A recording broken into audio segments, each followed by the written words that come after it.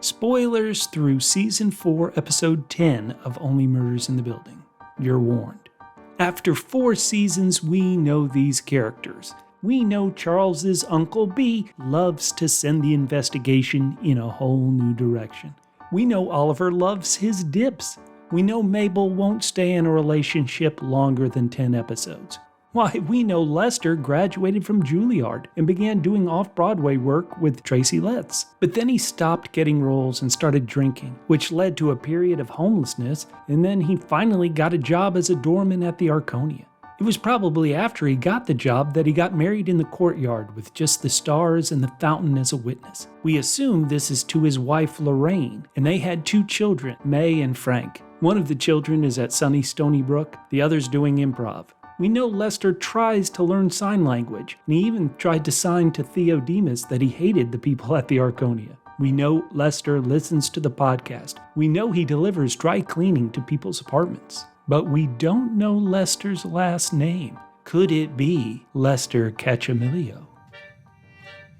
Let's solve Only Murders in the Building, Season 4, Episode 10, My Best Friend's Wedding. The final answers to our season are revealed, but not before the trio faces mortal danger and an Arconia wedding. We broke down each episode for clues, suspects, and red herrings on the hunt to learn who shot Saz. Spoilers for the first 4 seasons of Only Murders in the Building. If you haven't seen all these episodes, pause the video.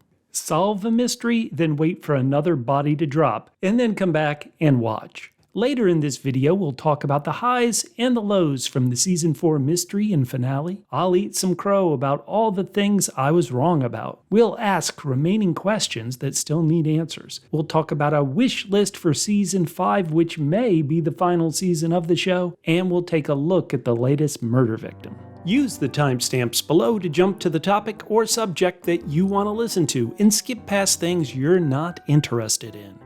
Now it's time for the credit clues. The opening Easter egg are wedding decorations at the Arconia, and Howard is carrying the Old Belgium beer box. The closing credits include 2 sad things. Saz's ashes in a bow tie for the wedding. Oh, plus Lester's name tag. Oh, that's sad. And then finally, the thumbnail for Howard's podcast. The episode is named after the film My Best Friend's Wedding, a 1997 romantic comedy starring Julia Roberts. I haven't seen it. Shame, I know. Isn't that terrible? I have not seen this one. The film does have a good tomato score. Rotten Tomatoes notes it has a 74% approval rating. Heck yeah. Last week, somebody left a comment that said, I'm always asking you to go leave comments. I'm like saying, hey, what do you think? Go down and write in the comments all the time. I want to thank you guys for all that feedback and mention that last week I asked you guys to rank the Only Murders in the Building seasons from your favorite to your least favorite. And we got responses from Luca, Chris, That Theater Swifty, Banana Dog, Silk Lavender, Veneer, Sherry, Brianna, Nate, George, Mabel, Stevie, Marion, Devon, Rory, Felix, Lana, Trumpeter, Rio, Conan, Riley, Amanda, Ramona, and Patricia. Probably more. I tried to grab them all. Here's the results. Overwhelmingly, if you look at the rankings, Season 1 got 12 first place votes, only 1 last place vote. It was number 1 by a mile. The other 3 seasons, they're all kind of bunched up. Season 2 had the second most first place votes, but it had the most last place votes for least favorite season. Season 4, it was a bit unfair too. Only one person, Zakaria, rated Season 4 as the best, but of course that's only after 9 episodes, so Season 4 was in a bit of a hole. So now that you've seen it, if you didn't before, go down and rank the seasons 1, 2, 3, 4 in the order that you like them. Besides asking for your feedback, and I always really do want your feedback, this year I've been really pushing to add subscribers just because YouTube tells me I have to add subscribers. Currently, we're about 1,100 away from our goal of 10,000. If you haven't yet, please do me a favor and subscribe. And thank you if you've already subscribed. It helps build our Clue Crew community as we move on to Season 5.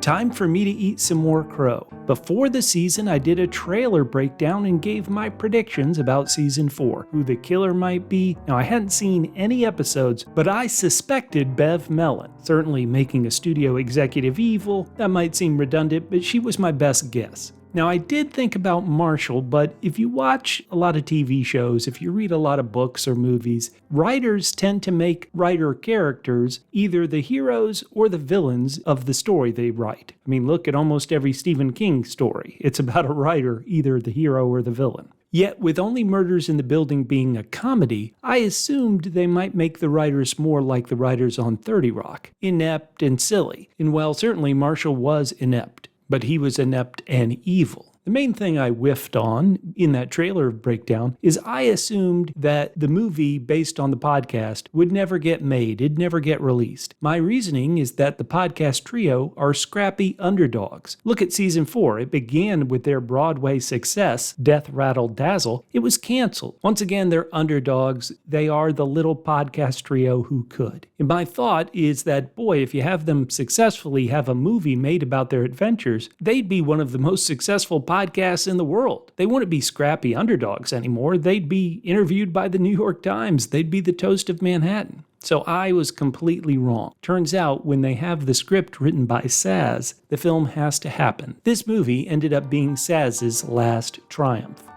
Just running through the final episode, let's talk about some things I loved and things I loved about the mystery. I loved that you could solve the mystery. There were a lot of different clues that could help you solve the mystery. For me, I couldn't solve the why or the how, but in episode 5, when Glenn recognized Marshall and then Glenn was later shot, it told me Marshall was definitely one of the killers, or in this case, the only killer. I love the final episode include this fun look at Uncle B. I love that we had a front door distraction with a ding-dong. Jan telling Charles their endgame, oh, I loved that. How's this for a neat thing? Saz's script, if you look at this freeze frame of the first page of her script, it's actually the opening narration for this episode. A movie is 100 people working together to tell one story.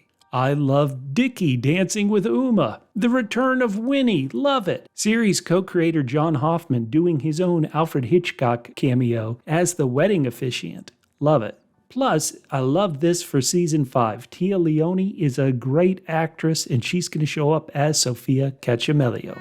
For all the people listening to this in the future, I'm recording this 1 week before the presidential election in the United States of 2024. And one of the candidates, Vice President Kamala Harris, mentioned on a podcast that she's been watching Only Murders in the Building. And she always talks about she's a prosecutor. We need her to make sure Jan stays in prison in season 5.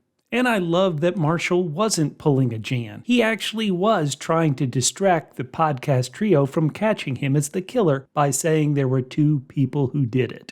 Now, of course, though, this didn't seem exactly believable that one person could do all this in the time they mentioned, so let's look at things that I think they could have done better. We had asked, how did Marshall know about the Dudenoff apartment? He knew about the Dudenoff apartment because apparently it was in Saz's script. Okay, sure, maybe. Why that was in Saz's script, who knows? Do you think we'll ever get an answer to that, or is that just an excuse? A bit like season 2, how did Poppy Becky know about the secret passageway? Because after we found out she was guilty, she said, I know about the secret passageway. Sure, okay. Marshall was a stunt person, but stunt people would never do something as crazy as walking along a ledge at night. Really? Without any practice, without any harness? What about these bay windows I was talking about last week? Do these bay windows have a ledge? Because Marshall would have need to cross 2 of them to get to Charles's apartment. They told us the killer had to have some experience as a hunter. Well, there was no clue as who that was. We just find out a bit like how Marshall found out about the Dudenoff apartment. This episode, we find out Marshall's dad is a hunter. What makes it a bit frustrating is the show is really good. It can plant clues. It could have planted a clue that Marshall had some tie to hunting. It could have planted a clue that Saz wanted to write a script. It's just sometimes they don't. Maybe because they feel it would make it too obvious. What do you think? A lot of this episode comes down to Marshall's fear of his father. This feels new to me. I don't know, did you spend the season thinking, oh, Marshall can't disappoint his dad, has to prove to his dad he could write? One thing I don't know if you liked, I want to hear if you did, for me, these are some brutal deaths. Saz wanted to open up a school to train proteges in stunts, but her one protege killed her. Oh my goodness gracious. And then Lester's death, brutal. Another thing that just kind of rubbed me the wrong way, it was just pure dumb luck happenstance that 2 bodies end up in the incinerator, both with a shoulder replacement joint. What a coincidence. One thing I didn't like about the finale is something I didn't find out till later. Series co-creator John Hoffman meant to call the actor who plays Lester, Teddy Coluca, and warn the actor that, hey, your character Lester is going to die in the final episode of the season. But he never did. This actor found out he was dying when somebody gave him the script. Oh, how brutal. Give him a warning, buddy. Come on.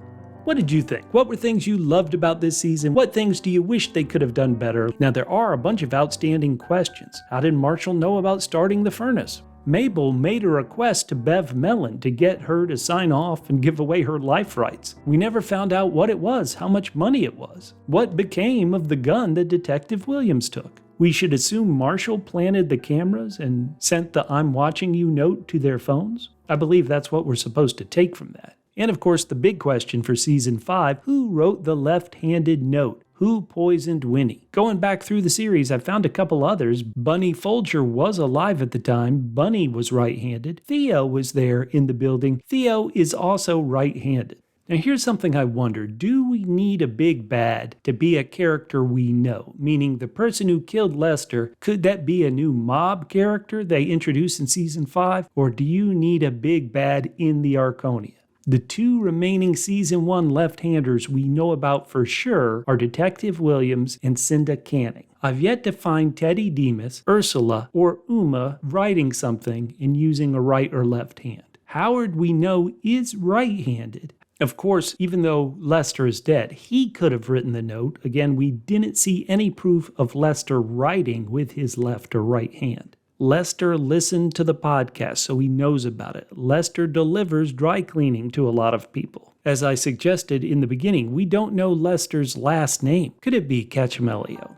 Our final tinfoil hat theory goes back to one of the first things ever said in Season 1, Episode 1. Charles said it himself. Nobody ever discovered 19 bodies buried in the back of a 14th-story apartment building. Are we about to meet the 6th Avenue slasher? Would Lester know? In a lot of these interviews, co-creator John Hoffman talks about how Lester was there. He knows everything because he's been there watching at the Arconia. Thank you so much for subscribing. I had a lot of fun with Season 4. I hope you did too. Talk to you in our next mystery, Clue Crew.